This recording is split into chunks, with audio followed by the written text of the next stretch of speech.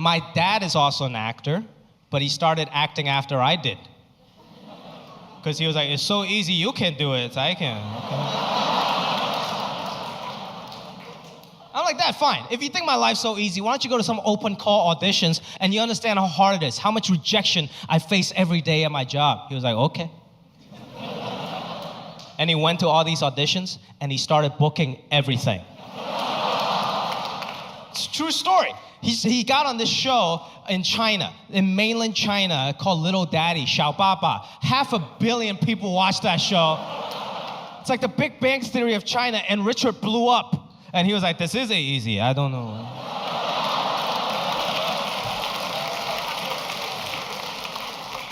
My plan completely backfired. And my aunt in Shanghai, she watched the show, and she would call the house in LA, and she's like, congratulations, Richard. You're such a good actor. Did your son teach you how to act? And he's like, no, I'm a natural. Oh, that's very good. You and your son, same business, you know? You two are very funny. He's like, no, Jimmy's not a funny.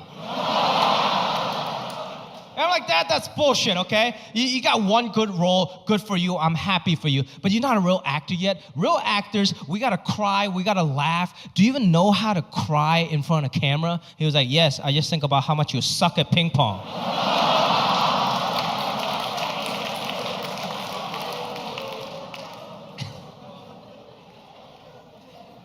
Needless to say, I grew up with low self-esteem because I was raised by Asian parents. My dad's not even the worst. My mom's much worse. Have you guys ever hung out with old Asian ladies? Old Asian ladies will tell you exactly what the fuck is wrong with your face. As if they try to do you a favor. I go to my mom's house, the first thing she says, she's like, Jimmy, oh yo.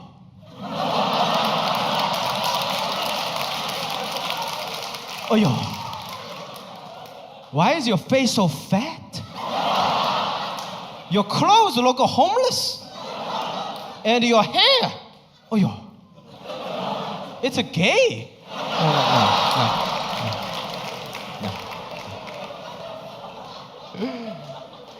Sometimes it's like embarrassing for me to hang out with my mom, you know? Because Asian people, we just got a different custom, you know? Like my mom, when she goes shopping, she doesn't buy shit she needs. She just buys shit because it's a good deal. One time, I brought a full price shirt home, $20. And she was like, was it a full price? No, it's a bad deal. I was like, Mom, it's only $20. She's like, yes, $20 if you're stupid. She goes to Ross and she freaks out because everything's a great deal. She's like, Jimmy, you should buy this. You should buy, this is a good deal. This is a good deal. I'm like, Mom, that's a double XL shirt, okay? And it says obey on it. I'm not gonna fucking wear that. And she's like, it's okay, 50% off. Someday it will fit, okay? If you want a good deal, you follow the old Asian people, right? You go to Costco, you see a sea of old Asian people because you know everyone's getting a great deal. Nobody's getting ripped off. You go to Whole Foods, never seen one old Asian motherfucker in my life. We don't believe in that shit.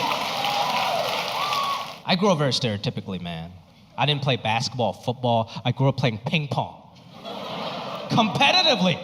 That was a serious national sport back home, man. You know, I didn't go to any like fun summer camp, space camp. My dad sent me to a ping pong training camp in Guangzhou, China. I almost died. It was 100 kids competing for one spot on the national team. It was basically Fortnite with ping pong paddles. We took that shit seriously, though. My dad would take me to every practice, every tournament game, and he always tried to give me a pep talk before every game. But you know, Asian parents, they're way too honest. So every pep talk just turned into an insult. Like, he'll come up to me and be like, Jimmy, you're going to play well, okay? Even though you're slow, even though you're weak, and you suck. And then he would just walk away.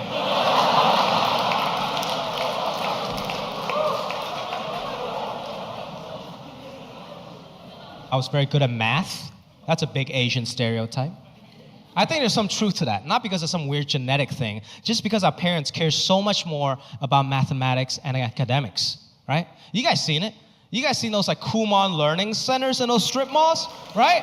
Right? Kumon Learning Centers, for you guys that don't know, are basically detention camps for young Asian children.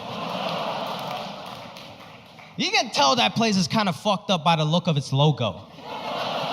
Because it's supposed to be a smiley face, but it's not really smiling. It's just like, man.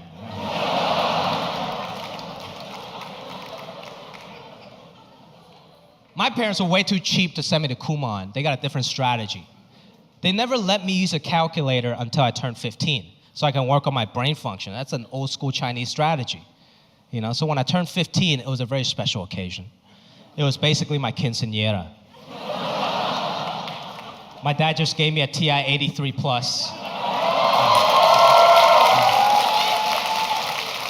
And he looked me in the eyes, and he was like, "You're a woman now, okay?" But when you're a kid, when your parents tell you can't do something, what do? You rebel, right? So when I was 14 years old, I stole my brother's calculator. I stole Roy Rogers' calculator. And I locked myself in my room, and I started rebelling. I started doing math homework.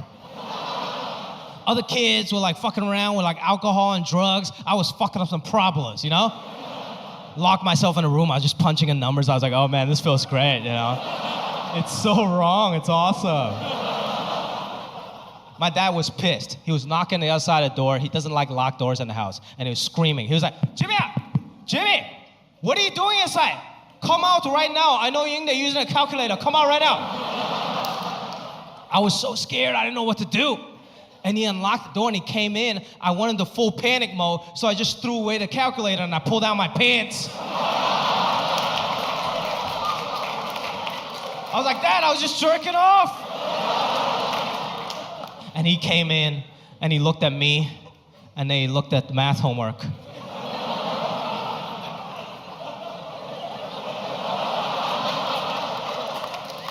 And he was like, good, very good, very good.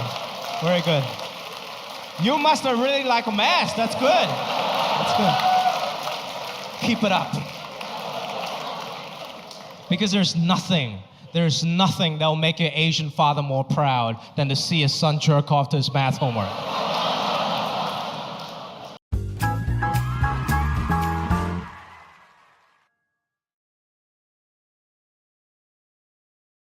But my mom had bought me gym shorts that was my exact size and extra small. So that wasn't very cool because it came down mid-thigh. And apparently back in the day that was called a John Stockton. And the same kid next to me, that bully next to me, he's like, hey, look at it. Hey, don't wear your pants like that. Pull your pants down, man. Pull your pants down. And I was like, who's the gay one now? But I didn't know what to do. Everybody was looking at me, and this kid kept saying, pull your pants down. So I was like, oh, shit. I've seen Shawshank Redemption. Maybe this is just how it works in America. So I start pulling down my shorts all the way down to my knees, all the way down to my ankle. And that same kid, the bully next to me, he's like, hey, what are you doing? Don't pull them down all the way. That's gay. And I'm like, what is not gay in this country? And apparently this other kid next to me, he's like, hey, don't pull them down all the way. Just sag them a little bit. Just sag your pants. And I didn't know what sagging your pants meant. Apparently that's a cool hip-hop thing, to pull your pants down halfway down your butt. So you show everybody your asshole. And apparently that's the only not gay way to wear your pants in America. I had no idea. All these weird American things I wasn't used to. Eventually, I learned how to speak English by watching a lot of TV, mainly BET Rap City. Because that was my shit. I want to be cool, and nothing cooler than BET Rap City, right? Every music video was a slice of somebody's American dream. The first music video I saw was Jay-Z's Big Pimpin'. You guys remember that shit? Jay-Z's Big Pimpin' was the greatest music video of all time. It's Jay-Z and his boys on a yacht pouring champagne on this beautiful woman's face for like 4 minutes. I was like, this is America? It's amazing. That's all I wanted to do. Like before I even wanted to get into stand-up, that's all I wanted to do. I want to be a rapper. I want to be like Jay-Z and Big Pimpin'. So I started my own rap group in high school. It's a true story. It was me, my black friend Julian, and my other friend Yuji, who was half black and half Japanese. So we had perfectly 1.5 black dudes and 1.5 Asian dudes. And we called ourselves the Yellow Panthers. I know. I wish I was making this shit up, but I'm not. The Yellow Panthers was a real rap group. And we had a real rap song. It was called Underground Railroad Builder.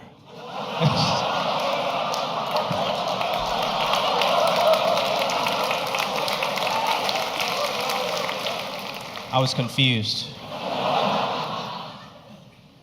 Eventually, I became a good Asian American, and I went to school to get an economics degree because that was the easiest degree that can still appease my Asian parents. But then after I graduated, I didn't want to do like econ or finance. So I went up to my dad. I was like, Dad, I don't want to do any of this. I want to go try and do stand-up. And he was like, what's a stand-up? You mean like a talk show? I was like, yeah, sure, talk show, whatever you want to call it, okay? But I want to go pursue my dreams. And he was like, no. Pursuing your dreams, how you become homeless. I was like, no, Dad, things are different now. We're in America, okay? In America, we're supposed to do what we love. He was like, no. Everyone does what they hate for money and use the money to do what they love.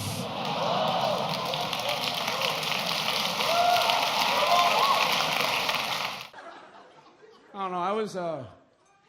I was a loser in high school. A big loser. I had a rolling school bag. Senior year. Do you have any idea how hard it is to get pussy with a rolling school bag? What do you say to girls? Just roll up on a girl like, hey, girl. Textbooks are heavy. Okay.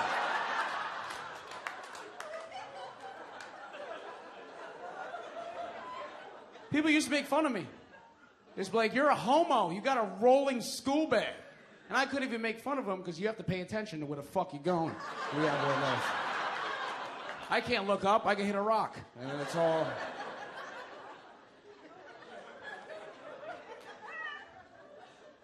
Any NBA fans in here? NBA? Yeah? Yeah, gay guy. We got a gay guy now. Here's what it was. I was really excited when I first heard about the gay guy because I'm a big NBA fan. So anything that changes the sport in a little way, I get excited. You know, I was like, oh, it's cool. We're going to have a gay NBA superstar. I can't wait for them to announce this. And then they announced it. I was like, yo, who the fuck is this guy? Like, I had to Google him. He averages 2 points a game. Who gives a shit? He's a gay bench warmer. It doesn't really... 2 points a game. That means in the video game, he doesn't even have a face. Everybody's like, it's shocking. I can't believe he's gay. I'm like, he played 12 seasons and he had 0 injuries. It's like the gayest shit I've ever heard in my life. Always ready to play. I would want a gay guy on my team. I would want one. You know why? 95% of NBA players are homophobic. So I would just put him on the best player every single game. You'll see Kobe just hanging out at half court, just waiting. Like, Kobe, cut to the basket. Nope, next game. I don't really give a fuck. If I was the gay dude, I'd be super gay too. I'd be like, hey, Kobe. Defense.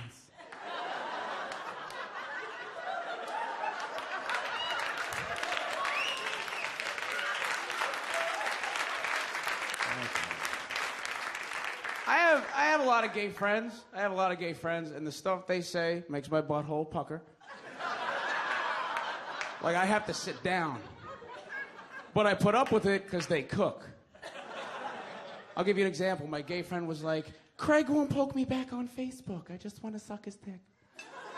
What do I do? I'm like, dude, shut the fuck up. That's what you do. Then he's like, I made cookies. I'm like, tell me more about Craig. Guys, that's my time on Pink Days today.